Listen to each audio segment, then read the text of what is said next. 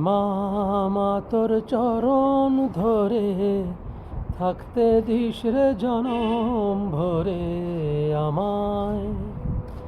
মাগো তোর ওই পাগল ছেলে রইবে রে রোজ তোরা শরের ছায়ায়। তুই নাকি মা সার্বজনীন, তোর কাছে নয় কিছুই কঠিন।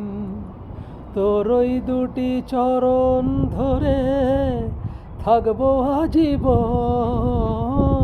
শ্যামা মা তোর চরণ ধরে থাকতে দিস রে জনম ভরে আমায়।